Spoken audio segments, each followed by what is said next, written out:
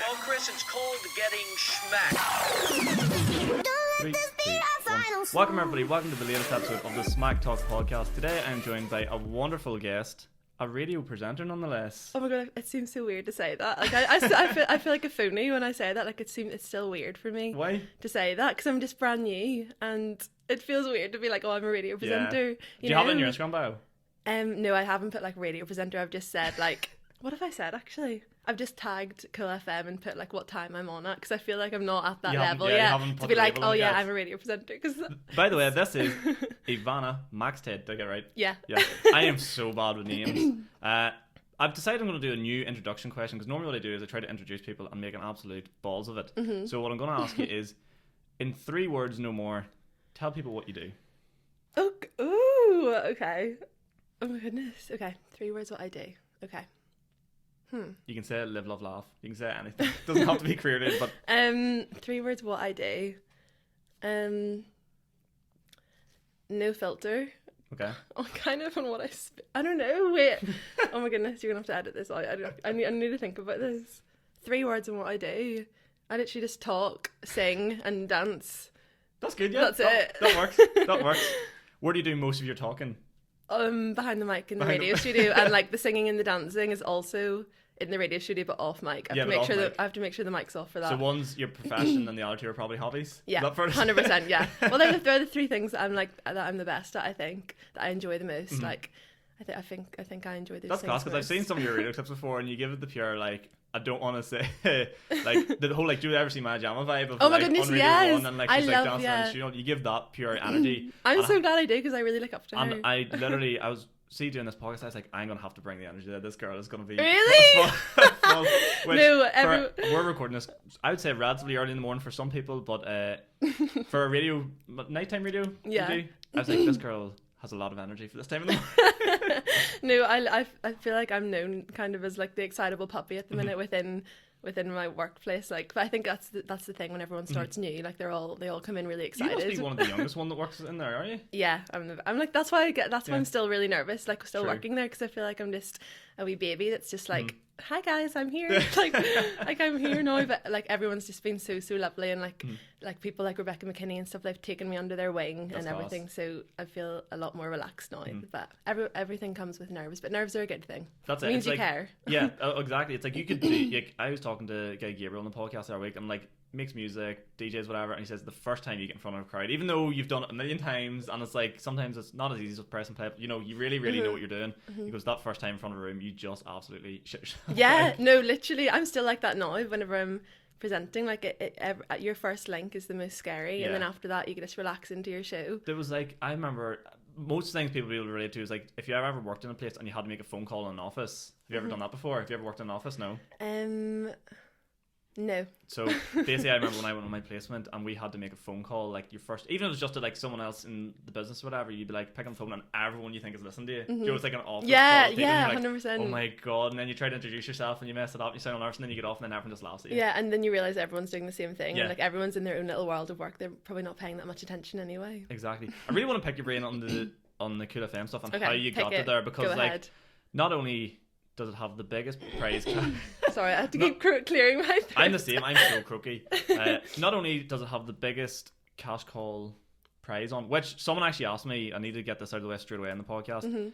Whenever I said I had someone come on from Cool FM, and this is genuinely true, an older person said to me, he goes, can you tell me why no one from outside of like Belfast or North ever wins the cash call? This is a vicious rumour and I'm all for it. Like, yeah, I have no idea. I think like loads of people obviously enter into this cash call. Like it's completely like, what do you call it? Like fixed. No, it's not. It's completely randomized. Like I have no idea. Like the amount of people that must enter into that. So maybe because Belfast is a lot smaller than like the outside of like all the countryside places and stuff. Like I'm like a pure Belfast girl. Whenever I went to Newry the other week, like I was like, wow, this is like my first step out of Belfast. Like I'm not used to being outside of Belfast. The air smells different. Like honestly, I rarely. And that's Newry too. I'm from there. It's not really different. But I don't drive either. So like I rarely venture out. But that's why I'm excited to finally be able to drive soon, so I can actually explore our country. There's 2 reasons I find why people don't drive. For some reason, 3 of my last work guests don't drive, and it blows my mind. But the reasons are either you go away for uni so you don't need to drive, or you're stone cold useless. So which one do you fall? I can't afford it. Oh, right, honestly, okay. in school, like all my friends passed their test. Like my mum couldn't afford it. I couldn't afford it. So I'm only at the stage now where I'm finally starting to earn a living for myself. Yeah. I'm actually like, right, I'm going to learn to drive. I was the It's same. about I was time. like, I had to, as soon as I was old enough, I was like, I need to be able to drive, because being from here, like, I want to leave. Yeah. And the buses aren't that good. At least in your Belfast, the bus system and stuff is actually half decent, 100%. and you can get around the place. And in the countryside, you need to be able to have wheels. Yeah, because it is worth pointing out, when you pulled up here today, you came in what I can only describe as like a VIP blacked out Sean was minibus Jeep. I was like, celebrities just arrived. I was like, what the hell? I was expecting like a red carpet to roll up to the front door or something like that. And I was like, what the hell is this? A butler stepping out of the car with an umbrella for me. Him getting drenched. No, I think I'm known now by all the taxi drivers because I get taxis so often, which also affects the bank account. Yeah. But that's why I'm so aiming this year is the year I'm going to be able to drive, because I really need it. I don't know, I couldn't function without being able to drive. I would hate to have to rely on people for lifts and go places. And none of my family drive either. Like my mum rides a bike. Like none of my family drives. Like what? Honestly, like it's that what bad. What age is your mum? Actually, maybe don't say she's that. Like in her 50s, but like she's never driven. She's made her whole life without driving. Yeah, she rides a bike like everywhere, honestly. That has blown my mind. I know. Like that's why I don't really get lifts a lot of places. Like my granddad gives me lifts, but I don't want to ask him all the time because I don't want him to feel like I'm using him for lifts. Yeah. So yeah, we're gonna get a car soon. Well, hopefully. Well, what if the two learn to drive together? My mum's too scared. She really? she had like 30 lessons years ago, and was too scared of the roads. And I was like, Mum, we need to get on the road, but. You're going to be such a chauffeur for her. She's going to knock I know. herself, like... Well, that's partly why I'm excited, because I want to be able to drive my family around, because they wouldn't be able to drive me around. This sounds like that weird. You're like the one child that goes to university or something like that and like makes a better life for everybody, but only a big drive. Earns the bread for the family. Yeah. The taxi for everybody. That's hilarious, because I come in my house. There's 6 of us, and at home there before I moved out there was 5 cars outside the house. Everybody drives. Really? And we only have 2 parking spaces, so like the street hated us because the whole street was just taken up due with cars everywhere. Oh my goodness. So we're the bipolar opposite, basically. Yeah, basically literally. is that. But I can kind of get it though, because other people I've talked to have said like they like to drink and stuff. So, like, so what's the point? What's the point in like going for that and all? But I'm not really that much of a big drinker. No. Are you? Not really. I enjoy like the social aspect of it, like pints and like the crack and stuff like that. But like maybe when I was like first or second year of uni, more so, just get blackout drunk. It's definitely stuff. A uni thing. Oh, it 100% is. Where did you go to uni, by the way? I went to the University of Salford, which is in Manchester, if you didn't know. It's kind of like just 10 minutes outside of Manchester, and it's got all of like the media kind of subjects. It's in Media City. Have you heard of Media City? Yeah. It's like where all the ITV and BBC buildings are. So it's like if you want to work in the media and the TV and film and radio industry, it's the perfect place to like break into the industry. I went to an interview over there for whenever I wanted to be a physiotherapist. Was it Salford or don't know what do you call the other ones in Manchester? There's a few. Man Met or Uni of Manchester, or there's BIM. It might have been Salford. I think it was Salford. Salford. It's so funny that you say Salford. I said Salford until I went to there. To Salford, but it's Salford. Salford? Yeah, but everyone who doesn't go there. Do people from Manchester Salford. Really have a right to correct people on how to speak? I know. That's like me trying to tell people how to speak English. I'm like, wait, hang on. So it's Salford? It's Salford, yeah. Oh, that's right. I went over and I was like, hi, I'm going to Salford. And they were like, nope, you need to. I feel like if you're working in media, your like enunciation has to be correct. You can't be like, this is Salford. Oh my goodness, no. Whenever I first went to uni, I used to like Northern Irish people talk really fast, don't they? Compared to English people, I talked so fast that loads of people just couldn't understand how I was speaking. So I think going to uni trained me to talk a lot slower and take my time with words. Because I try and do it, but when you're only doing it for like, say I'm doing like stand up for like 10 minutes or like an hour podcast, you just drop it as soon as you stop. As soon as you hit stop recording, you'll just start motormouth and everything. Yeah, 100%. Yeah. And when you come back home as well from being in England, you'll just like fall into the Northern Irish like speech again. But in England, I literally had to like talk like this so that everyone could understand me. That really frustrates me. See, whenever I do try to talk slowly, it really like I'm like just get to the point. Yeah, I know. Because over here, I think there's a culture as well where like people like finish sentences. I definitely do it in the middle of a sentence. Yeah, if they're like saying something like, we went down to and I'm like the beach, and like, just like get the point. We need the story out here. But that's so interesting. So yeah, I went over there for an interview and failed it horrifically, but I came out of it being like, I'm probably just it was a learning curve. I was like, I'm going to get my student accommodation now over here because I aced that. And then they're like, we're going to release batch 1 of like, if you hear straight away, basically you didn't get it. If you don't hear for like 2 weeks, we're thinking about it. And then if you hear yes straight away, it means we loved you. I heard back the next day, I'm like, we don't want you. I was like, didn't go as well as I thought. So you actually went to interview for Salford? Yeah. I went over for the interview and Salford Uni? Yeah. Oh my goodness, well that's such a coincidence. It was the only one I applied for outside of like Northern Ireland. Oh my goodness, that's literally such a coincidence because I never heard of Salford before. Because I was in upper six. Does that uni have a reputation of having like an older demographics? No, I'm not sure. Because I think maybe... when I went there was so many like 30 to 40 year olds, like mature students. No, to be fair, there is a lot of mature students, but I think that's in the section of the uni that I wasn't in, because my uni, we studied like in Media City, not at the main campus. Oh, not the main campus. Okay, so I was rarely at the main campus. Yeah. But so I think I enjoyed more my side of the uni. 100%. So what made you want to get into that? That's something I want to pick, because it's obviously like something everyone goes like, especially now with the younger people, like they go like everyone wants to be like a YouTuber or like, you know, all that sort of stuff. But like, what made you think, oh, I should actually go and like study this? Well, I think upper sixth is a very pressurizing time. You've got no idea what to do. Like I had no idea what to do. All my friends wanted to do business. They wanted to do like English, like dentistry, doctor, medicine, all this stuff, and I was like, none of that stuff's for me. Like I'm like a B kind of girl. Like I always got B's. I was in the middle, and I love creative things and like performance things. So then I came across this course called TV and radio production at Salford Uni, and I was like, this doesn't sound like a typical university course. What has this got in store for me? And then I did a lot of research into it, and I was like, you know what, this sounds quite fun. And at that stage, like presenting had kind of came into my interest because I'd done a lot of musical theatre, and I loved that kind of showbiz entertaining kind of thing. And then I was like, okay, I'll pick this course because it sounded like the only thing I was going to be able to do at uni. Like I would not have been able to do any other university degree, I don't think. Like this is the only thing I think I could have done. I can relate to this a lot because I was a B student the whole way through, like B, and then I was like, business studies, we'll just do something generic and like throw it off to the side. Genuinely, it was over here. If I hadn't have gotten into that course in that uni, I don't think I would have gone to uni, because there was nothing else that I thought I would have been able to do. Yeah. So yeah, that's why I picked it. And then I went because I wanted to learn more of the industry. Did people think you were mad? Did people think like, you know, we sort of touched on this before, like don't take offense to the question, but did people think like, what are you doing that for? It's a waste of time, like do a real degree. Yeah. Sorry, if people are watching this, do a real degree, you know, because obviously like, do you think there was value to you doing the degree? 100%. Oh my goodness, I cannot recommend that degree enough. Like I could do a whole podcast just on that uni and just on the degree. Yeah, honestly, it changed my life. Like it was amazing, especially if you want to get into the TV and radio field. But I didn't really get a lot of hate as such, being like, oh, what are you doing, like a stupid degree like that. But I think maybe obviously from an outsider's point of view that was going to do like business or medicine or anything, they'd probably be like, oh, that's not a proper degree, like that's not a proper degree or whatever. But you just have to, I think everyone just has to find their niche of what they're strong at, and then you just have to find your field, because it's so, I think it's so hard though. Like I think girls have their heads screwed on a way bit more, but like for most people, like it's really hard to know what you want to do. Like you 100%, you could go over. I think a lot of people, when it comes to media and stuff, you probably do know you want to do it, but like a lot of people go into like other things and you're like, fuck, do I even want to do that? Yeah, no, definitely. People like a lot of people just go to uni as well, like not even to study, like just for like the uni aspect and stuff. And I think I kind of fell into that as well, because all of my friendship group, there was 14 of us girls in my friendship group, and we were all really good friends. Everyone was going to uni in England or Scotland, and I was like, right, I need to go to uni as well. So I was like, right, I need to find a course that I think I'll be suitable for. So I kind of fell into that as well, like pressure, like I need to go to uni.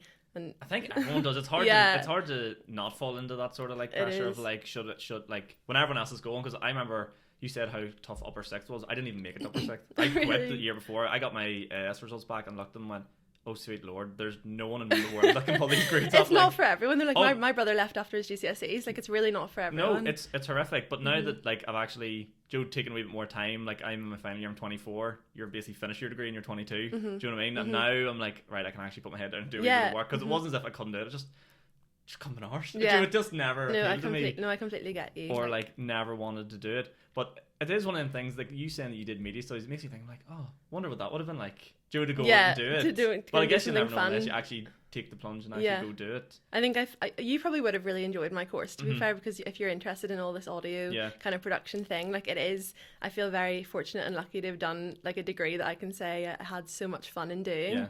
So I feel like I'm very grateful that I did that. But you probably would have loved doing TV and radio too. Don't tell me that. I have 12 weeks left of this degree. You shouldn't have been interviewing for physiotherapy. You should have been interviewing for TV and radio. If there was someone in that room who goes, you actually would far rather suit Media City. You should head. I wish I'd known you back then. I would have been like, Sean, come with me to my interview. Stay away from helping people. Come on over here. Come over to the TV Your and radio. Your goals and aspirations are adorable, but no.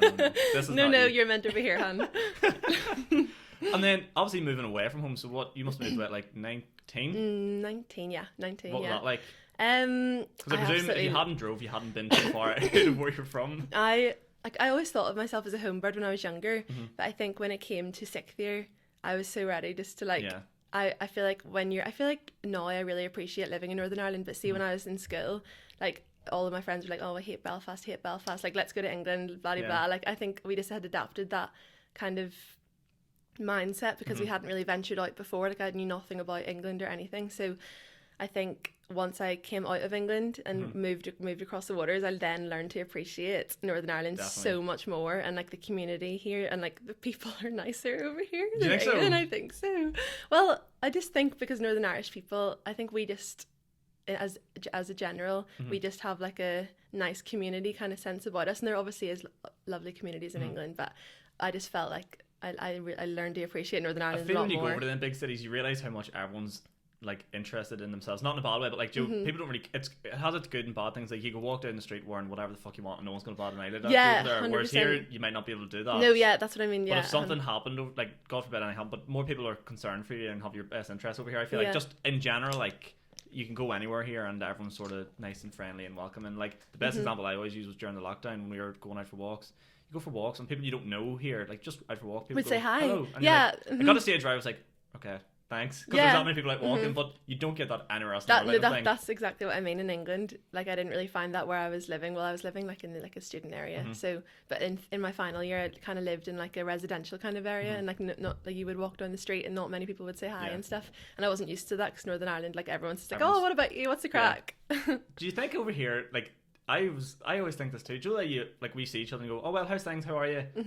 Do you think if you're ever to give your honest answer that people will stop doing it? Because everyone just goes, oh yeah, all good. Or like, yeah, true. My everyone's go-to like, is like, actually, I've had the worst day ever. Yeah. Do you know what I went through this morning? Yeah, true. I think it's just like a polite thing. It's that like we all just no do. one actually wants to know, but we're so friendly. We just say, yeah, everything's all that's good. That's so true, actually, yeah. And not all nice. And we're just polite. Yeah, we are. Are we a polite nation? Yeah. I feel like we get a bad rap, but we actually are nice people. And as you said, it's definitely something I noticed as well. Like whenever I went traveling and stuff like that and came back, it's like you notice how like I've seen whenever I went on my month to like Thailand and travel and stuff like that, like I was like, fuck, this is beautiful. And then you come back here and you go up to like, I don't know, North Coast or something, and you just, this is just as nice. Yeah. Do you know what I mean? Like, don't get me wrong, completely different, like, but completely different to 30-degree heat. Much rather go to Thailand. Yeah, sunny beaches, like, but at the same time, you're like, you can see the value in it, and you're like, fuck, I was such an unappreciative wee shit. Yeah, no, literally. I think it's because Northern Ireland's so small as well, and then you go over to England, it's massive, and you're used to just like a close knit kind of friendly community. Yeah. Would you recommend going over there for that sort of stuff, or would you be like if you weren't sort of like sure? Because it seems like media is a hard thing to get into. I feel like it is if you've no idea how to get your first step in the door, which is why I think this course that I did was so good because it properly trained us to take that first step. So step one, if you're recommending, is do the course. Yes. Well, you don't have to. Obviously, you don't have to go to uni. Like, there's so many other ways you can get yourself out there. Like, you can make your own podcast, like what you're doing right now. You can make your own YouTube channel. Like, create your own content and put yourself out there. And create a LinkedIn, connect with people, ask for work experience. Like work experience is the best way to make contacts and like network, get more experiences, meet people. They'll invite you back for work hopefully and stuff like that. Like, so there's loads of other things you can do. You don't have to go to uni and get the degree, but just in my case, I much rather going over to actually meet other contacts in a different country, and like all the shows that I kind of was really interested in working in, like Britain's Got Talent, like all those big showbiz shows that are on ITV that we love, like Love Island and everything. I was like, oh, I'd love to work on Love Island. Like that's why I kind of wanted to go over to Manchester, because it's kind of like the hub of like all the big shows. So I feel like it's a sort of like the analogy, if you're using that, it's like the small fish, big pond. So and you have a better chance of meeting someone that might, be able to help you out or whatever. Because I feel like maybe I don't know anything about this industry. I'm just guessing, but like it's maybe a smaller niche clique almost, like it's sort of hard to get oh foot yeah in the door, like. Well, it's literally all about who you know, 100%. But I think that's the case in like so many jobs now. Oh, it's with everything. Even with like stand-up, I'm just like, if it's who you know, not what you know, like, it really is. and like you meet some, even like just in any industry, you meet some really talented people and they just don't know the right people to like get themselves I know, sort of, which like, is really out there. unfortunate and sad, which is why I think you just need to help as many people as you can if you know someone else is interested in your field. 100%. Like that's why I always say on this podcast, if anyone ever wants to come on and chat, do it, because it helps get your brand out there. You don't know who the fuck's going to listen and pick something up. 100%, yeah. Just the more things you do, the more things you do, the better, and the more people you meet. And at uni, sorry, I'm so creaky. We like basically had this module in my second year called professional practice, and we were basically marked and scored how much work experience we could get. So it was like that's when it turned very competitive, and like everyone was trying to get as much work experience as possible from like the ITV buildings and BBC buildings and stuff. And like that was the one thing that I think helped grow my confidence of meeting people, because you physically had to just go knocking on doors and say hi, introduce yourself, what you want to do, can I please have some work experience, all that kind of stuff, which is very hard for a lot of people. Like it's still very nerve-wracking for me, like just heading up to people and being like, hi, can I please have some work experience, can I please talk to who, can I please talk to who. But I think a lot of employers kind of admire that, like that you're trying to fight for some work experience, but that trying to get marked for as much work experience as we could get, that's intense, like really helped, I think, me up my game and was get my head in the game. But that is what it's all about, because if you're going to go into media and down that route, you need to have that personality where, like, even if you're not confident, come across confident. But like, that's what I mean. You need to fake it till you make it. 100%. That is like my life motto. You really need, honestly, you really need to. Like, I've learned that as well. Like, because at the start, when I first started presenting on Cool, like I'm the worst overthinker ever. Like I get in my head so much about like the worst things. Like, am I doing a good job? Do people like me? Like, what do they think? What do he think? Like, are people not liking this? Am I doing a good job? Like all this stuff, like crazy thoughts.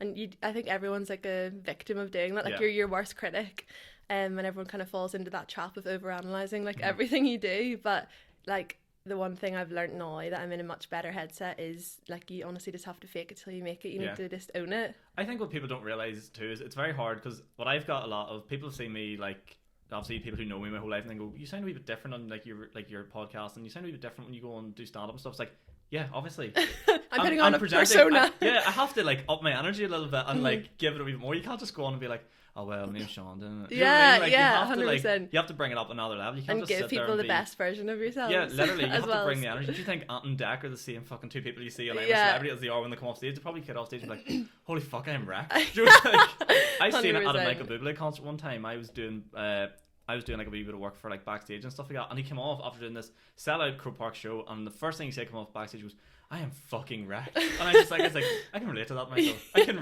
been standing backstage at your show and you've done a full show, and I'm like, yeah, sort of tired too. That's class. You were backstage at a show. How did that come about? Basically, a guy I worked with runs like an event security company. It's not the one that's like based out of Belfast. It's like a really like niche one, and they do like the VIP areas. Now, but VIP areas is meant as in like they do like the pits and stuff like that as well. So like if fights break out, you're meant to go deal with it. But I was even later than what I am now, so it was like, no chance we can put you in there. You'll get like, flicked away like a toothpick, like just chucked out of someone's way. But they'd put like backstage and stuff in nice wee quiet areas where no one would ever find me. Yeah. But you'd always see like the acts coming back and forth. And who was the other one I met? That's so cool. It was Ellie Goulding. It was Ellie Goulding. She came off stage. Oh my goodness. And I had to hold the door open for her, and she said thanks. I was like, yeah. I came out and I was like, yeah. Everyone was like, what the hell happened to you? I was just like, just had to hold the door open for her, and she said thanks. Oh my goodness, that literally reminds me of something so silly. You know, when you just get red faced and embarrassed about such silly moments. So I was working on this ITV game show called Moneyball, and we were doing the pilot for it, and this was whenever I was there. Do you know what a runner is in TV? Yeah. A runner's kind of like the messenger. We kind of do like little jobs, like everything, like running around the whole day. But basically at the end of the shooting day, the director came into the office and he sat down in a chair, and like the production team were just thanking us and whatever, and the director then started talking to my friends and I. We were both runners, and then I just started going bright red in the face, and I literally acknowledged it to his face. I was like sorry, I can just feel myself going red because I'm talking to the director. I said that directly to him. Oh no. And I was like, oh my goodness, that's so embarrassing. And my friend still like makes fun of me for that because but I'm like, I don't think before I speak, like if I get embarrassed or something, I'll just come out and say it. But I feel like you need to just own it. If you're gonna get embarrassed about something, you need to just acknowledge it. But I appreciate that. See, people that are honest No, definitely no. I appreciate see people just flat out be honest with me. I'm like, I'd much rather that than if someone's Otherwise- really embarrassing. I feel really embarrassed, and I'm like, okay. Yeah, otherwise he would have been like, why is this girl going red? Yeah.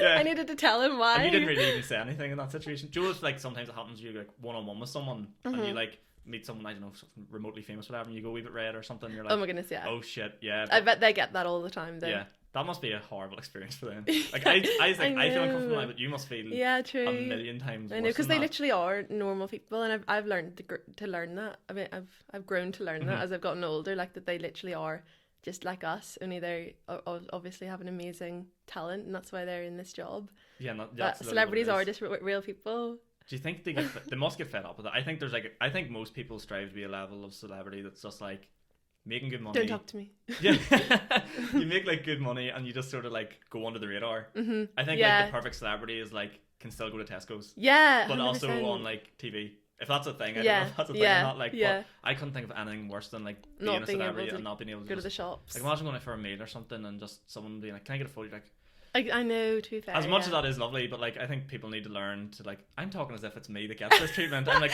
to all my listeners out there. Celebrity, everyone. Yeah, to all my listeners out there, stop asking for photos when I'm out for a steak dinner. All right. Yeah, do you ever get fans outside your house?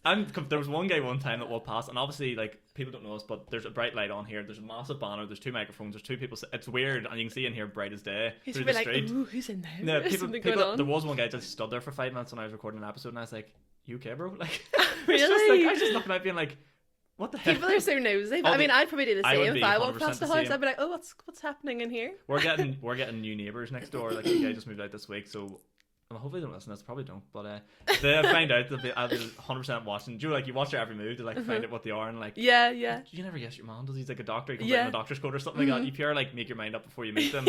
But God forbid they like pass and see me in here. Goes, your man just got fucking webcams and lights and I don't know what's going on. Who knows what could be going on in here? And in his kitchen too. I'm just saying.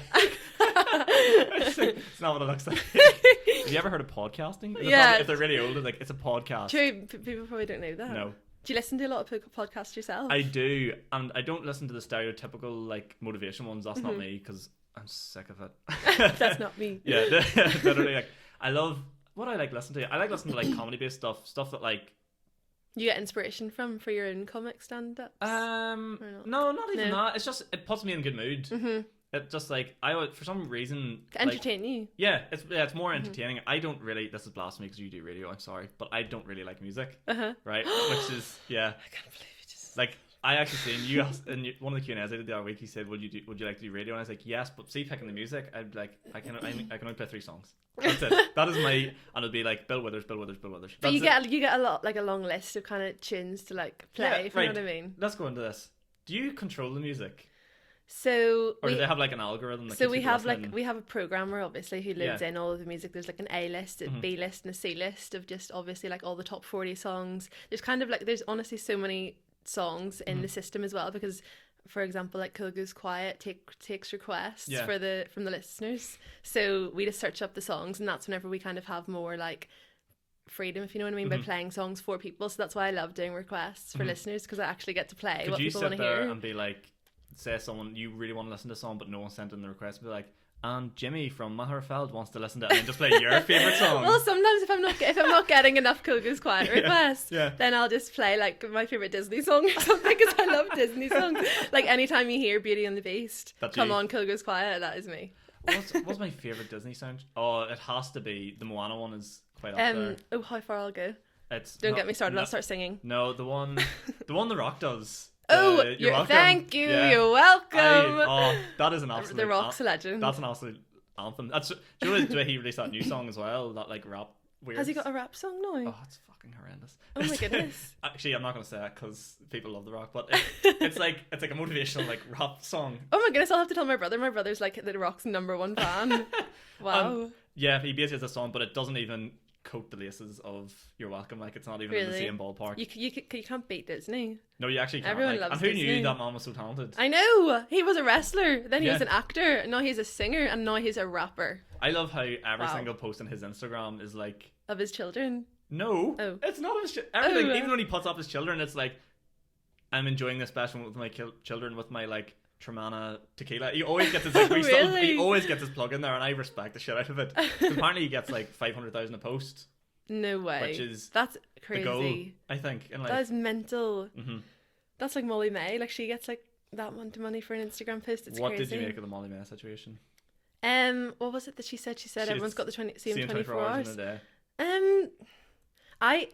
I absolutely hate gossip and like bitchiness, right? So say if there's any scandals on the internet, like, I do not pay attention to them because I know that everything in the media is like representation and everything has been changed and like fake news and all this kind of stuff. So like whenever there is gossips and scandals like that, I really don't pay much attention because I don't care. Like in school, whenever there was bitchiness, like, I'd stay out of it. Like like, it's just a waste of time. Like, just positive energy only. Like, only positive energy. I'm a bollocks. I love stirring the pot a wee bit. I don't care. I don't care whatsoever. But there's actually, we're having a conversation in work last night, and we're talking about one of the girls was saying her boyfriend was going on a stag do, and obviously one of the boys goes, "You let your fella go on a stag do," winding her up, and she's like, "Why?" And he proceeded to say, "Because, like, you know, stag do's, like, he might cheat or whatever." Like, I know this is awful for people listening, being like, "That's so evil to say." Then obviously all the boys, me included, started going like, "Fuck, you couldn't let him go," like.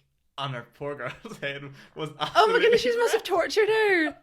I wouldn't be able to cope if that was me. She's been in a relationship for like a year, and I was like, I've been in a relationship for 6 years, and there's no way I'd be allowed to go on a stag do. And she's like, "Even you, Sean?" And I was like, "Yeah." Even like one in Northern Ireland. Yeah, I was only joking. Like, I have 100. Like, if someone told me, if I was ever told by Alison, "Sean, you can't go on a stag do," I'd be like, "Goodbye." I have my own spirit. Yeah. I will do as they please. But we were just winding her up, and it was like that sort of mentality of like, I don't know. I don't love gossip, but I just love a wee bit of... A little bit of drama. To be fair, I enjoy like watching it. That's why I watch Love Island stuff, because I love watching like the funny gossip. Like, well, not gossipy, but like the fun like dramas that happen on there, because I watch it and I'm like, oh my goodness, this is crazy. See, the thing is, there's not enough drama in my own life, so I'd like a wee taste of other people's. Escape into other people's. That's why I think that's why Love Island's so good, because people are like, it is. This is the wee bit of like drama I need in my life. Now, correct me if I'm wrong. You were on Love Island. How do you know this? The internet is a wonderful thing. No, you weren't on Love Island as in... Oh no, I was not. No, let's make that clear. I was not a contestant. You weren't on for love. No, I was not. I was on to visit my brother. Yeah. Because he was on season 2. Yes.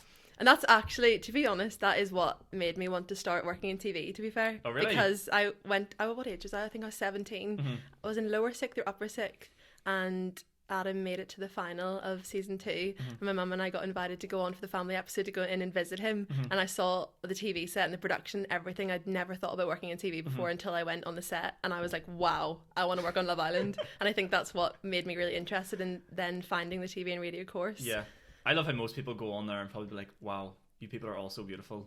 All these good looking people rolling, and you're like, that's a lovely camera. Yeah. I was watching the production team and I was like, wow, everyone's doing such a fun job. I want to do this job. You're all fantastic. Yeah.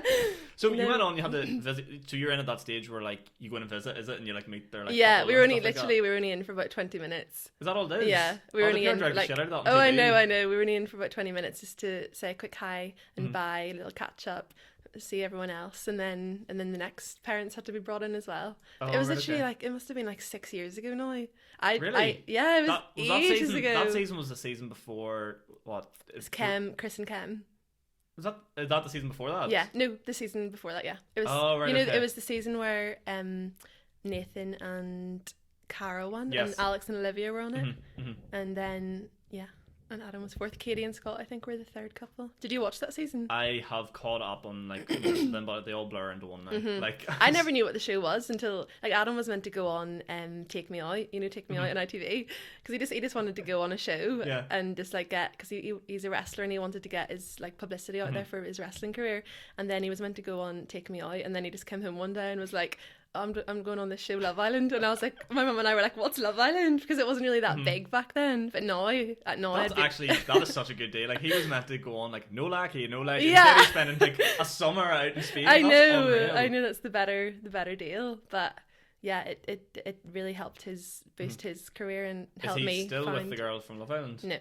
See, I did a wee bit of research, but I didn't do that much research. No, definitely not. No, I think that I didn't think that was ever really a thing. Proper, like, they fancied each other, and then once the show kind of stopped, I think they both realised they just weren't right for each other. I think that is what Love Island is now. It's got the stage now where everyone knows, where it's like you're going on and you're going for your brand. You're going like, for yourself, really. And if you find love, it's just an extra bonus. Yeah, and it's such a fake, like, it's a fake reality. Like you go, like that's not real. Like, when you come out of there, like that's not what life I know, is like. I know. You always hear them say like a day in there is like a month in real life. It's like, well, is it? It's sort of like I don't remember spending a month in the sun in like that's like a dream. I know. I know it is a dream. Must be nice. Would you ever like to go on like one of those, like if you like the shows you do now, what would be like the biggest one you like to do? Would you love to like produce Love Island, or like what would be the like to work on? Yeah, I think I would I would always love to work on Love Island, just because it's like such a big show, and I just love it because I love like I'm such a hopeless romantic. So like obviously the couples that don't really have like the romantic qualities, but like see like Molly and Tommy, and like just all the couples that you can see are deeply properly like falling for each other. Or do you think you can tell when it's like genuine? Yeah, 100%. I'm a really good people reader. Really? 100%. Even when I first meet people, like I can tell I can tell that you're a really nice like genuine person. Like I think I am a very good judge of character. So yeah, beware. I'm joking. I'm joking. That's terrifying. What am I gonna say next? No, because like I don't know. I think it's easy to see on shows like Love Island whenever people are faking it, because I think the contestants like often forget like where there actually are cameras. Yes, so, I think the bit I like about Love Island is talking to other people, and then you sort of say like, I think they're genuine, and they go, no. I think, and like what the other islanders think of them, and what people think of them. I'm like, your perception is you think they're the real deal. I'm like, oh no. Yeah. It's weird how other people like look at those relationships and things like that. Do I want to go into the topic of relationships? I don't think so. I'm like kind of half scared now to be like, let's talk about relationships. Well, you've been with your girlfriend 6 years. 6 years, yeah. I've been with my boyfriend 2.5 years, but we're long distance. So he lives in London and I live in Belfast. We met in uni. What is it? Long absence makes the heart grow fonder. See, look at me, what a romantic. I know, what a hopeless romantic you are. What's the most romantic long distance thing? Okay, so in the first lockdown. That's going to be really cheesy because you're grinning away at me. It's quite funny. So obviously the first lockdown we didn't see each other for about 3 months because there was no flights or whatever. So we basically, I think it was Jan's idea, my boyfriend's called Jan. It was his idea that every week we would do like a challenge. So like one week we had an art challenge where we'd have a challenge of like painting a picture of both of us and see who painted it better. That sounds Are you any good at art, or like well he's quite good at art. Okay. Sorry, to clear my throat again. So neither of us are quite good at art, but he's obviously better. Like that was just one example, as cheesy as it sounds. Like it got us through lockdown, you know, like what else were we meant to do over lockdown? Do you know what the thing is? Like I know people say like, oh, that's so cheesy or whatever, but like that's nice. Do you know what I mean? Like I look at that and be like, that's nice. And also, boys, take hints. Be the proactive one, I think, is the key. See if you suggested that idea, it wouldn't be as romantic. Yeah. Do you know what I mean? It's the fact that he took it upon himself, like, let's do drawings and stuff like that, and you're like, I like that. Girls like that shit. Yeah, I know. And another week we had a competition of like learning a fun trick to show the other one in a whole week. So like he took the week to learn 3 magic tricks from YouTube with playing cards. I took the week to teach myself how to juggle. Right? So we had these like constant competitions every week of doing things. Like one week we had a quiz, and like everyone did those quizzes over Zoom. Like so each week we did like one week we had a TikTok dance competition where I would give him a TikTok dance to learn with his sisters, and then he would give me a TikTok to learn. Like so, like that's how we got each other through the lockdown. That's good though, but in first everyone's in the same boat. Even though like people weren't in long distance relationships, you sort of like had to do all that. Yeah, exactly. We had to find stupid things to do to cope with like the craziness. Sitting down and just like going on Zoom and putting on them stupid backgrounds and stuff like like all the other stuff, or like drinking or whatever. Like because I feel like a lot of people actually. I was actually thinking about this the other day. Lockdown, which is quite sad to think about, broke a lot of relationships. Because like people couldn't see each other and like distance and stuff like that. And then looking at it now that we're sort of like half out the other side of it. Touch wood. Yeah, touch wood. It's like, what could have been for them? Do you know what I mean? I actually exactly. Maybe they'll come together. I am actually a sop. Like I was thinking, I was like, oh. Well, the couples get back together. Maybe they will. You know, I feel like lockdown was a testing time, and it definitely was. If it was meant to be, the universe will bring them back. I'm a very big believer in what is meant for you will find you at the right time. Yeah, I think the same as well. You have to. Like, do you believe in that? Do you believe that there is like a one for everybody? Oh, that's such a hard question. I feel like. I don't know. I feel like it's like I have no idea. Like who actually knows? I think if you like structurally break it down and think out of the world, this is me just. There's so many people in this world. If you say whatever billion people are, and if there's just one person for everybody, I'm like, I don't know. Yeah, but it also is hard because there's obviously certain people in your like country that you'd click more with because you've got the same kind of banter. Like you wouldn't really understand in other cultures maybe like humor or banter because we've all kind of got different ways. So I don't know. Who knows? Yeah, love. Leave it to the hands of fate. I don't know why. I should do a love segment on this show every week and just interrogate people about like love and like relationships and stuff. Because as I was saying to you, like for some reason, maybe whenever me and Austin, because we were going out from like 17, which is obviously quite like sort of young. But about 2 years in, people just started like all these girls started coming up to me with like random like boyfriend problems and these problems and that problem. Like, oh yeah, you were saying like, you're I'm still a lad. Like I don't know anything. I just. Don't see me as a girl now. I'm not your gay best friend. Like I just sort of. No, but it's maybe because you're an experienced like boyfriend that they wanted your take on relationships. You know, when you're in a long relationship. Do girls do that? Is that a thing? Yeah. If I like, because I know you're in a 6-year relationship. If I ever needed, if we were besties, and I was having like boy problems because you're in a 6-year relationship, I'd probably ask you for advice because.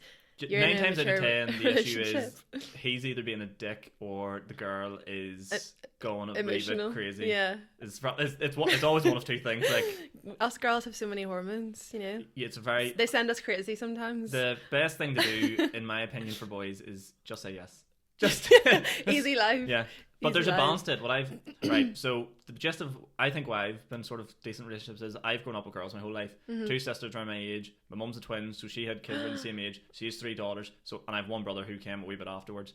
So I grew up with girls my entire life. You're like my boyfriend. My boyfriend's got 6 sisters. Yeah. So I sort of like how to behave, if you know what I mean. Which sounds really stupid, but like in this day and age, some people don't know how to behave. Okay. Yeah. So like especially in like.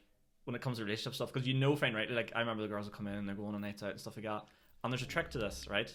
Boys pay very careful attention. Girl will come in and go, "What do you think of my outfit?" Right? And if you take too long to answer, you're fucked. Exactly. If you answer too quick, you're fucked because you just go, "Yeah." Well, you didn't even look. So you need to. Well, you're very switched on, Sean. Everything's calculated. This doesn't happen by mistake. 6 years doesn't happen by mistake. There's a process to everything. So I'd say the advice is, I don't know what the advice is.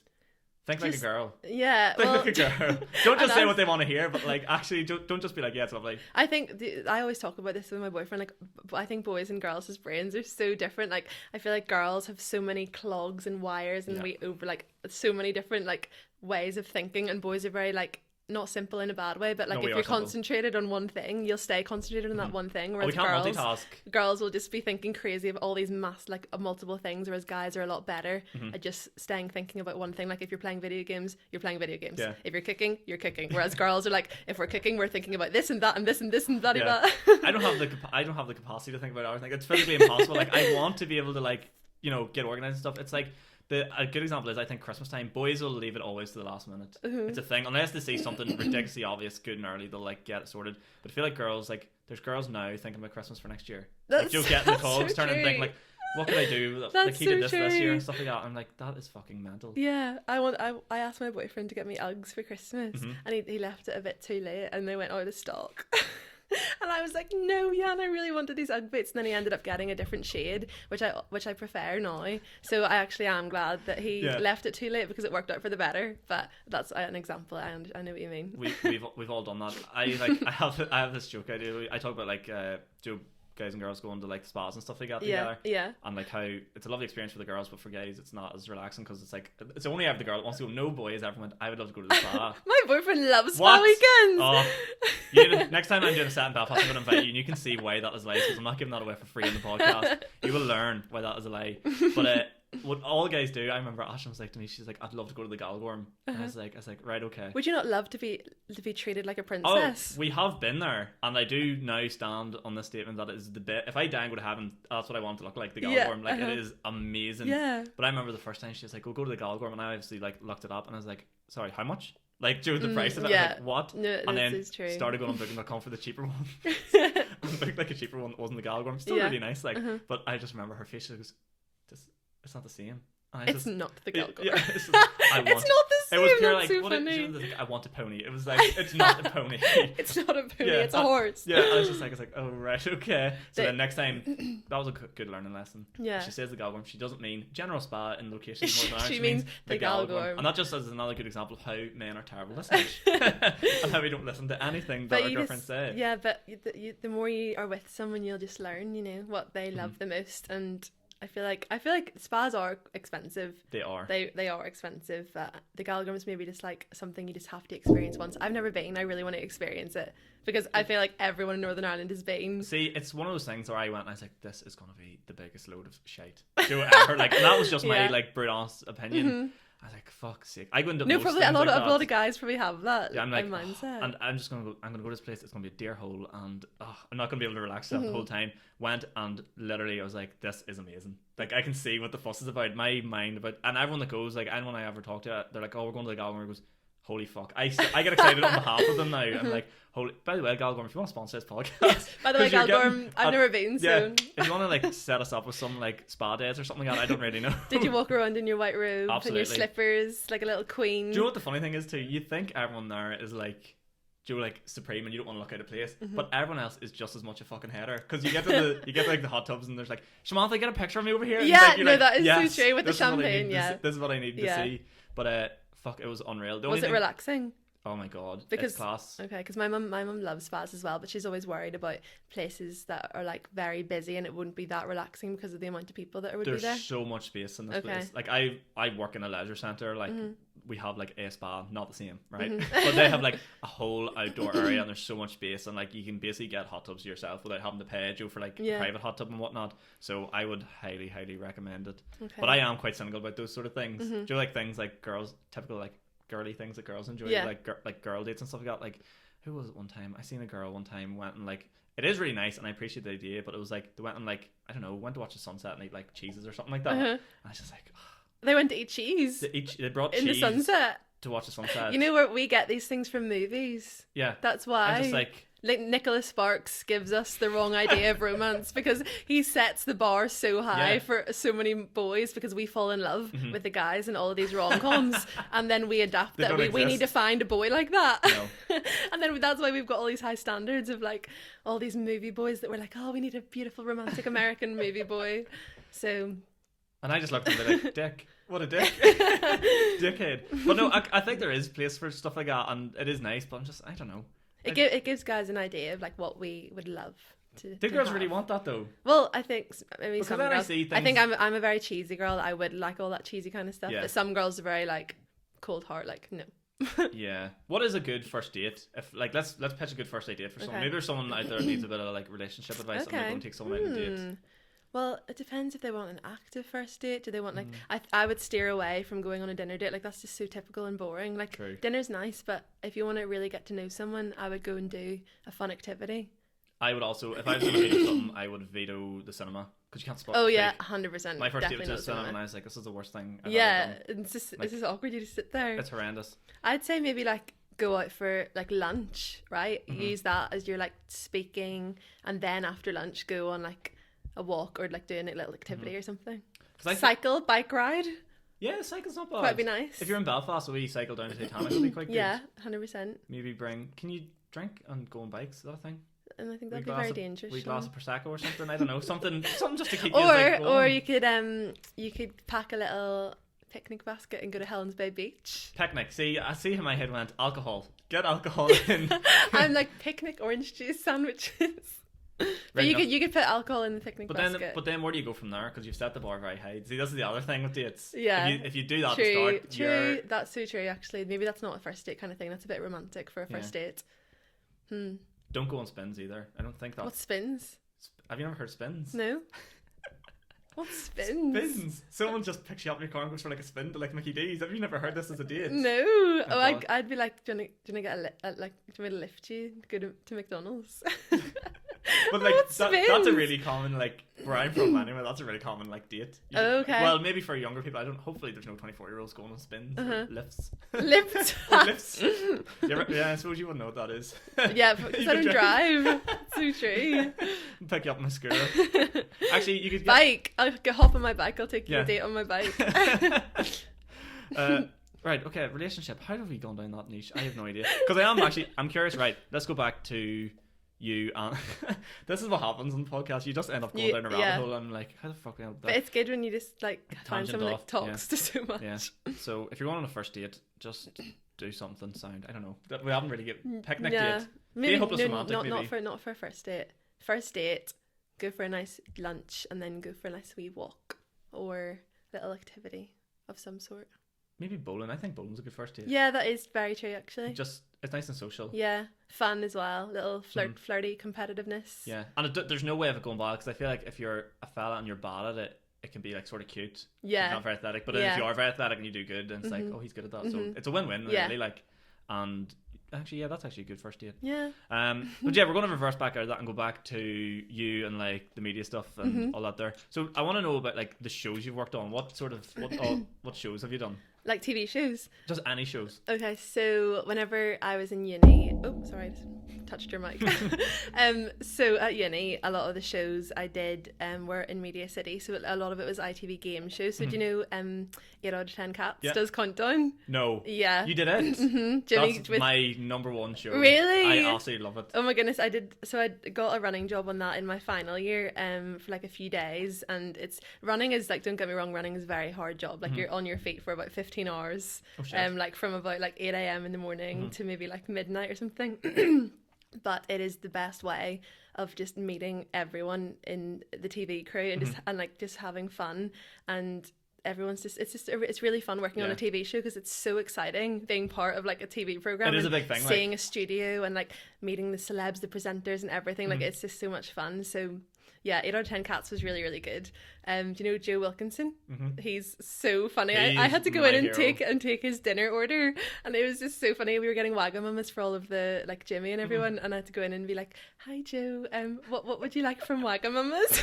I wish I could tell you what his order was, but I can't remember. But Joe Wilkinson was really, really nice. Like he was really down to earth. I love him. Really, I think he's one of my funniest people I've seen on TV ever. That is the thing. Whenever I was working on it, like he would be so funny. Like we'd be behind the scenes whenever they were filming, all of the TV production crew, like we were all just like laughing so much we had to keep it quiet because he was just being so funny. But yeah, no, that was a really fun experience doing that show. And then I did BBC Songs of Praise. Oh, class. Little like, gospel choir one. And then I did Moneyball, which is a new ITV game. And are these show. all like runner jobs you've been Yeah, doing? these are all running jobs. A lot of them I obviously started from work experience, because you obviously have to get a few work experience is where you meet your contacts. So is work experience free? Is that yeah. Okay. So like for example, I emailed around to get work experience, and I ended up getting some work experience on Teen Moms UK, which was like no way. Do you know that show as well? Teen Moms UK was with this production company called True North, and basically once I got that first work experience, the building beside that was BBC Songs of Praise, and because I was at True North on Teen Moms, I was like, right, I need to find my next work experience, and they're right next door. I'm just going to go up and knock on the door and introduce myself. And I was like, okay, Evanna, just go in, knock on the door and say, hi, I'm Evanna. Can I please have some work experience? This is why I'm interested in TV, blah, blah, blah. And they really respected me for doing that, which is a really massive bit of information and advice I would really give people if they wanted to get work experience on things. So I just knocked the door and said, hi, I'm currently doing work experience on Teen Moms next door, but I would love to come to you guys next for some work experience on BBC Songs of Praise, blah blah blah. And then I just got some work experience on that, and they're really lovely. And then just every work experience you get, you'll meet someone that then will take you on to like another program, if you know what I mean. So like that's how you meet your contacts, just networking, meeting people. Because there's not an awful lot of shows that are like continuously recording, isn't it? Is it quite everyone's in like little blocks. Yeah, so the way everything happens, like it's very rare probably you get this one job and it runs, well, that's the thing. Like, that's the thing. It's quite a scary thing, like freelancing, because you're constantly looking at when your one job's going to end, like what show you're going to go on to next. So it is scary, but at the same time, it's a really fun industry to be working in. And what part of it would you like to do? Like obviously, like doing the runner stuff and all is nice, but obviously you maybe want to do a wee bit more, and like what is the actual bit? Would you rather be, because obviously you do like behind the mic, you've done a wee bit in front of the camera recently as well, you were saying with BBC Bite Size, and like you've obviously done behind the camera, so which one out of like all do you like enjoy the most? Well, my dream is to be a presenter, but whenever I went to uni I kind of got into my own head that was going to be a long shot. I was like, okay, I'm going to learn about the production side first, which was the best thing to do, like understand how TV shows actually work and everything that goes on behind the scenes and stuff. But my dream was always to be a presenter, and I had no idea if that was even going to be possible or anything. And I think my first and second year of uni, I kind of talked myself into like that was too much of a long shot, like that's never going to happen. I hate stories. No, honestly, I really did. And then it was only it was only actually because of the lockdown that COVID made me actually realise life is too short not to actually chase your dreams. Like if you want to do something, it's better to try and do it rather than like not try at all. Honestly, like you just need to try and put yourself out there and try and do what you really want to do. So I finally was like, right, third year uni, I'm going to take on more, try and do more presenting. And then whenever we were doing our final year projects, like this is whenever everyone in my year, it makes your own TV show, they make their own documentary, they make their own radio show, they make their own, all these different types of shows. I just put myself up for being a presenter for a couple of people's shows just so I could get more experience and more things for my show reel. And that was just like the best thing I could have done, just to get more experience and more content, if you know of me. And then my voice is crackling for me. It's like disappearing. 1 second. Anyway, sorry, I just had to go clear my voice. So then because I'd got more content of me presenting, I kind of put my show reel together. And then I had made a few radio demos for Cool FM. And then, they sort of trained me up over summer, which is like my dream come true. And I couldn't get to sleep beforehand. Like, see, the nights before I was going in, I couldn't get to sleep last night because I had too much nervous excitement for coming in to do this. Honestly, I was lying there. I'm so like, I will constantly like imagine scenarios like of what things are going to be like. So like the night before I went in to do my training over summer at Cool, like I just couldn't get to sleep. I was like, oh my goodness, this is happening. Like it's mental. But yeah, to summarize that in like one short sentence, the dream is to be a presenter on radio and TV. But I think doing this radio stuff first is a really good first like kind of step to like focus completely on my presenting rather than the visual kind of side of stuff, just to completely focus on the voice and the presenting style. So that's good, because it does take quite a while. Like I've even noticed from the start of doing this, like it does evolve. Joe, from when you first go in and do something, then like 6 months later, be like, you listen back like 6 months ago, and you're like, oh my goodness, like that's so different. Like bless anyone who listened to me like a couple of months ago, because I used to talk so fast. Like, oh my goodness, I remember as well. I get taxis home every Sunday night after my show, right? And the taxi drivers always ask me about presenting on Cool, and one of them I got one night actually remembered me whenever I was doing my overnight over summer. And basically over summer in August I was doing a few overnight shifts on Cool just to practice like live radio presenting. So I would do like 2 a.m. to 4 a.m. or like 1 a.m. to 3 a.m. right? And then I got a taxi home quite recently, and one of the taxi drivers were like, oh, you're that header that was on over summer, because he remembered how crazy he was on the night shift doing his taxi driving, and he was like, you're the header that was on in August. And then I was like, oh my goodness, did you hear me in August? And then he was like, yeah, and he just said I sounded like a crazy person. And he was like it's not a bad thing, like you were in good spirits, and like that's what we needed on the night shift. We needed someone in like high spirits like you were, but he just said that I came across like so manic and crazy. But at first, that like, I understand now, because if you ever listen to them late shows, you're like, Joe, they do mix it up quite good to have on. Obviously, training people, because that makes sense. You're not going to throw them on at like 12 minutes. Like, have a go there, see how you get on. Like when you break your peak But they're listeners. like, imagine just tuning into the radio at like 2 a.m. and like there's someone being like, hi everyone. Were you just like inhaling coffee at that time? No, yeah, because there's a free coffee machine there, thank goodness. But because I was already so nervous that it was just crazy. So I'm not surprised I sounded like a crazy person in the middle of the night. That is so funny. But it was just funny when I met him one night and he was like, oh, you're that header I heard on the radio. Have you got anybody sort of saying to you like, I recognise your voice? Do you get that? Yeah, anywhere? well, I DJ at the ice bowl, in Donald. So I do the bowling alley and the ice rink, and it was about last month, I think. 2 wee kids came up to me and they were like, what did they say? They were like, I know you, and I was like, what do you mean? And then they were like, you're on Cool FM, and I was like, no way! I didn't know that was the first time I'd ever like been recognised. And then they just said that they recognised my voice, and I was like, that's like, oh my goodness! Like I was so happy that they told me that. It was so strange, but I remember taking a Instagram story as well and being like, oh my goodness, the two like cutest little kids just came over to me and just said they recognised me, and like even that in itself like just gave me a boost of confidence, because I'm still trying to gain my confidence in this job. But just them coming up to me and being like, you're on Cool FM. Oh my goodness, do you know what it was? The little girl was like, you're on my Alexa, because they'd heard me coming from their Alexa one night, and that's what I think started the conversation. But that was just a very special moment. That's nice too, because kids can be brutal too. I know exactly. You're like, where is this going? But I know, but like two of the cutest little kids running up so excited was the best. So that's probably been the peak of your career then. It's up and downhill from there. Yeah, 2 little kids running up to me at the ice bowl. And knowing exactly who you are. That's amazing. We're going to have to start wrapping this up fairly swiftly, so I'm trying to think, is there anything else I need to ask you before you shoot on? Well, there actually is so much more I want to ask you, because skimmed over a lot of like the media stuff and all that there, but I'm sure we'll catch up again. Oh yeah, 100%. I'd love to come back. 100%. Definitely. But where can people catch you? We have talked about the radio show a lot, so when is that on? We may as well tell people. I'm on every Sunday night from 10 p.m. until 1 a.m. Okay. And then from 11 till 12 it's Cool Goes Quiet, the famous Cool. Do you listen to Cool Goes Quiet? Yep. I'm a super fan of Cool Goes Quiet. Like I listened to Cool Goes Quiet like for like the whole time growing up through school, through uni.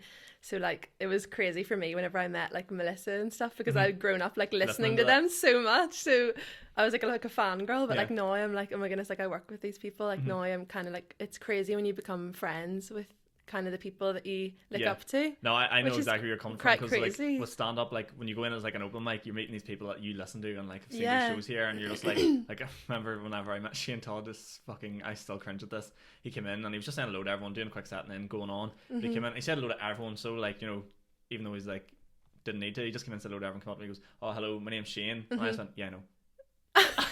Yeah, I know, actually. I'm I your know. biggest And fan. then I went like, oh, but my name's Sean, and he was like, oh, really nice to meet you, and I was just like, that's it. I didn't know what else to say. Like you just sort of like be like, this is so weird, because like, but the other thing is, I think it's really important to not like fan, like do like, they don't want that. I think at it's all. almost better to pretend like you don't know them, be like, oh right, okay, you do the like, but not arrogantly, if you know or what I even mean? just say like, oh yeah, no, I respect what you do and everything, but just try keep your cool, because I remember Rebecca McKinney's been so great with me as well. Like she's been like a big sister, because she went to Strather and I went to Strather, and we kind of like bonded over that type of thing. But she's been so good, giving me so much advice and everything. And I remember the first day I went to meet up with her, we were going for a walk at Stormont, and I was so nervous. I was like, I remember Snapchatting my friends, and I was like, guys, I'm about to meet up with my role model. I was so scared. But like after like our chat, I was like, right, oh my goodness, there's no need to be like nervous at all. But she was just so lovely. I'm actually meeting up with her in a couple of weeks to go for brunch again, because it's just nice to have a female in the industry, just to like, because it isn't very female heavy. Well, yeah, I think for a long time it was mostly men, but I think now Kira and I, the other new presenter, have just come in. I think they're trying to find more of like a balance, which is good. Yeah. So yeah, I'm really grateful to have like the women there that are like my friends almost now. Yeah. So that must have been so daunting back in the day. Side note, like imagine being the only girl, because it would have been that for a long stage, the only 100%. Girl in like that environment. Yeah, definitely. That's fucking hurt. I don't know how you girls do it. It's actually well, times are modernising now. It's like it's all becoming more like an equal share, which is really good. Yeah, and it's good as well, because like, I don't know, I actually think I enjoy the crack more listening to like the girls in radio for some reason. Yeah, I don't know why. And I also think this is a really niche take, but I also think girls have better taste in music. Do you? Yeah, 100%. Like I don't know why that is. I think maybe girls have a more, I don't know, well, it's not the same for everyone, I suppose, but girls maybe have more of a broad range of music, because we kind of like, we dwell into like musical stuff, we dwell into like R&B, we dwell into like I like a bit of everything. I like a wee taste of everything. Like if I was having, I hate nothing more, like if you're like at a drinks or something like that with your mates, and you have that one fella who's just like, no, we're going to listen to it, and like they put on like heavy house or like something, you're like, mate, let's get someone on who's going to throw on a wee bit of, like, I don't know, like even like a wee Disney soundtrack or something like that. I'm like, I am all, or like if like, say if like Grace or something came on, I'd be like, yes. Yeah, everyone loves to sing along songs though, whenever, especially when people are drunk, like they're the songs you want to sing and dance. Exactly. So yeah, we've actually, I think we've been recording for just over an hour, so perfect. That is a really good episode recorded. Thank you so much for having me on. Is there anything else you need to plug or let people know about? What's your Instagram? My Instagram is just at Evanna Maxted, so it's, I mean, it's kind of an easy, I don't really know if it's an easy name to spell. It's just EVANNA MAXTED. I actually don't think, I have heard the name Evanna, but I actually have you? I've always wanted to meet. When I first texted you, I said Emma because I'm fucking stupid. Oh, did you? I can't remember. I said well Emma, and then I looked at it and I goes, no, it's not Emma, it's Evanna. But I think I did actually try to type Evanna, and it auto-corrected to Emma, and I was like, because my Instagram name that back there was different. I think it came like Emma Maxted or something. Oh, right, so okay. Don't worry, I didn't even notice at all. Maybe that's what it was. But yeah, that's the level. That's the level of professionalism we're operating on over here, like slinging out DMs to absolutely to everybody being like, hi, please come on my podcast or chat. But no, this has honestly been a really, really good chat. I actually love talking to someone that's actually like in the industry and like me too. How to actually get into it and like, get involved and stuff. Cause would you ever like? I would love to do radio. I don't have I know I have a podcast, but I don't have the voice for it. I think you do. No, I definitely don't. I think you should try like pretending to do some radio links, like listen to Cool FM or listen to any of these stations and bits, and like copy what they say and see how you sound and see if you. What do you mean copy what they say? So like whenever the Cool FM cash call out today, like give it all no, do honestly. Whenever I was practicing before I did my demos, I would like hear like what Curtis and stuff were saying and trying to like kind of copy what they said and put it into my own words. Yeah. And like if you kind of script your own little demos like that and then see how you sound, and then you can be like, could I be a radio presenter? Yeah. And then I suppose, and then get it. I suppose it's all about work experience too, I suppose, isn't it? Yeah. Because the other way to go about it is like build a brand that's so big where you're like they want you on your show, which is a fucking nightmare to go about. They will be looking at the people as well who have their own podcasts and stuff, because that's cool. So it is a route you should look down in future. I'm expecting. What could I could do downtown country. Howdy everybody. I love country music. I'm a sucker for country love songs. If I just get a bit of a deeper voice, be like, hello everybody. Howdy ever there. We're gonna go down this road. Make sure you're listening for the cash call. Yeah. Oh, that's perfect. Never do that ever again, Sean. Right, and you're a 50-year-old man on Downtown Country. I think I could do that for about 30 minutes before my voice completely give out all the air. But Evanna, thank you so much for coming on the chat. I've actually had an absolute blast. Me too. This has been a lot of fun. If you've been watching this on YouTube, guys, leave a like, subscribe, comment, do all that lovely stuff. If you're listening on any of the audio platforms, leave a 5-star rating, or don't leave a rating at all. 5 stars. That's it. It's 5 stars or nothing right I here. gave you a 5-star rating on Spotify last night. Did you? Yeah, because I was looking at some of your episodes because I wanted to see how long. You listened to all the episodes last night? No, I wasn't listening to them all, but I scrolled down them actually just to see how long they all were, and then you'd labelled one of them the cash call. I listened to that wee one. Did I? Yeah, it was like one of your like star way ones back ages ago. Yeah, that was shite then.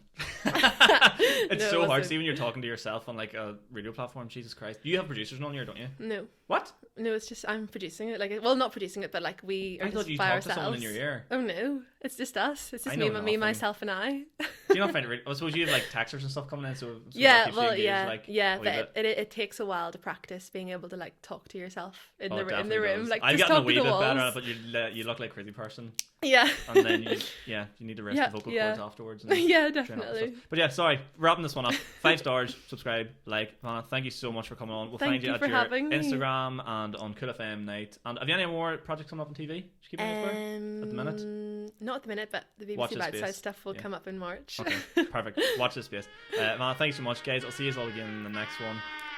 This has been Smac Talk. Good luck and goodbye. Thank you. Thank you. Bye.